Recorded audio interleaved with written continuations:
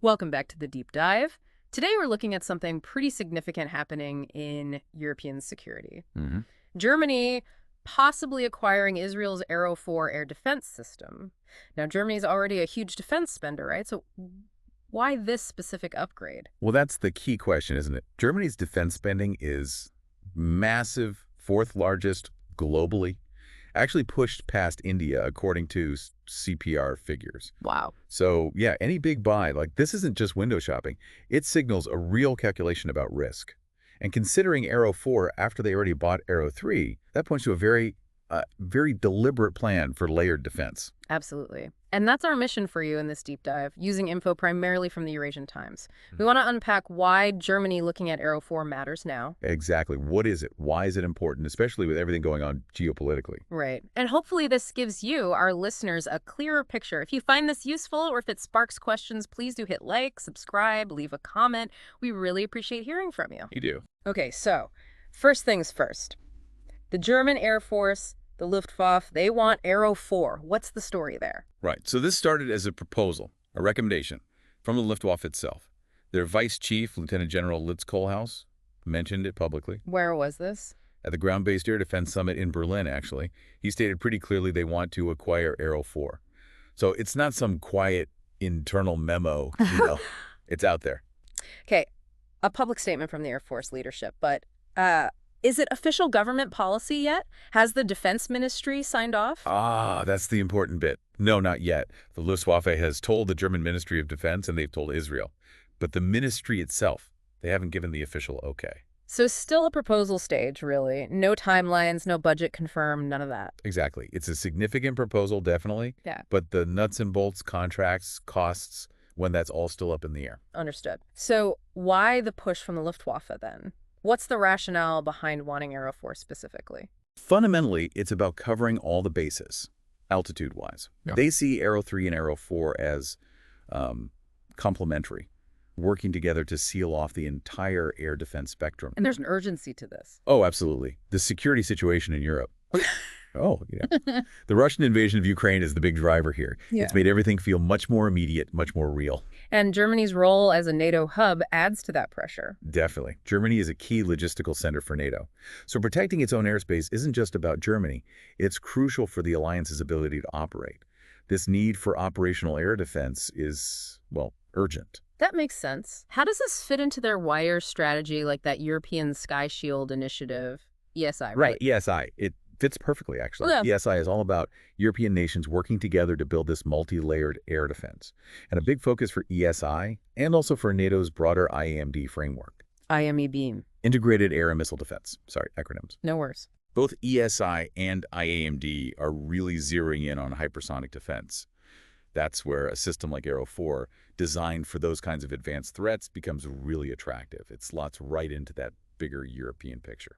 Okay, so let's talk layers. Germany already has Patriot, right? And IRIS-T, and they've bought Arrow 3. Where does Arrow 4 fit in that lineup? Exactly. You've got Patriot handling the medium-range stuff, IRIS-T for the shorter-range threats.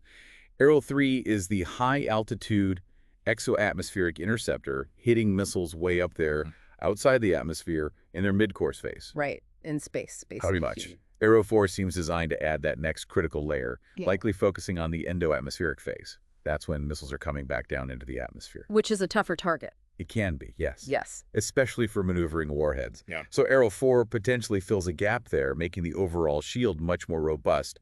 Different layers for different problems. And they're not just adding Arrow 4, they're bulking up the other systems too. More Patriots, more IRIS-T. Correct. Plans are in place for more IRIS-T SLM systems, more Patriot units are being procured or upgraded, and the Arrow 3 deployment is moving forward. The first ones go to Holzdorf, I believe.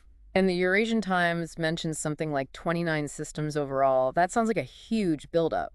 It really underscores how seriously Germany is taking this. It's a substantial investment across the board. Now, there was that incident, wasn't there? An Israeli Arrow 3 reportedly missed a Houthi missile target. Did that cause any second thoughts in Berlin about sticking with the Arrow family? That's a fair question.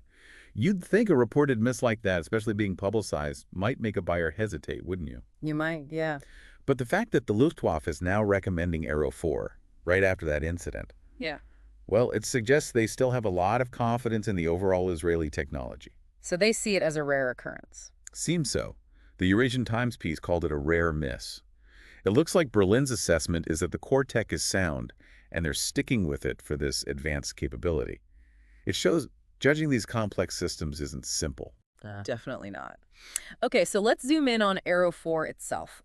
What is it, fundamentally? What makes it next generation? Well, it's being developed specifically to counter advanced ballistic missiles and, the really key part, hypersonic threats.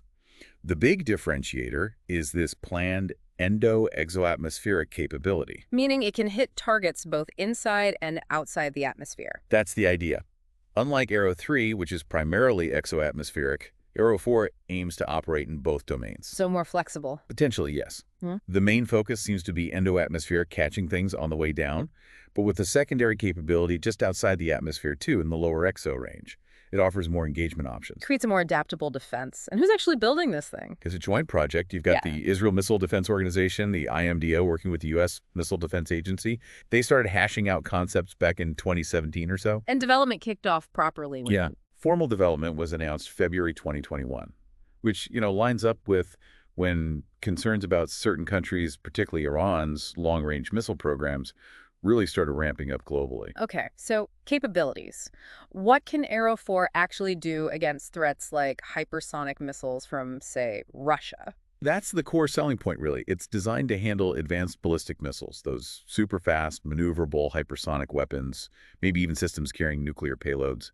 For Germany, facing Russia's known hypersonic inventory, that capability is obviously very relevant. Then it's supposed to be a big leap in performance. The projections talk about unprecedented flight and interception capabilities. That comes from things like better propulsion, more advanced seekers on the interceptor itself, and potentially being more mobile, easier to deploy. And how does it actually take out the target? Is it explosive? No, the thinking is it'll be hit to kill. Pure kinetic energy. Basically, you steer the interceptor precisely enough to smash directly into the incoming missile at enormous speed. Like hitting a bullet with a bullet? Exactly. The sheer force of impact destroys the threat. Highly precise. Very demanding, technically. Sounds expensive. Any cost advantages? Well, one potential plus mentioned in the Eurasian Times report is compatibility. Arrow-4 is apparently designed to work with the existing radars and launch systems used by the Arrow family. Ah, so they wouldn't need a whole new infrastructure setup for it. Potentially not entirely new, no. Leveraging existing infrastructure could make integration smoother and possibly more cost-effective down the line compared to a completely standalone system. Interesting. Now, Lieutenant General Kohlhaas also talked about diversification. Why bring that up when considering an Israeli system? Yeah, that was an interesting point he made about NATO interoperability. A lot of NATO countries use American gear, right? Which means relying on U.S. standards like Link 16 for data, IFF Mode 5 for identification. Standardization. Right.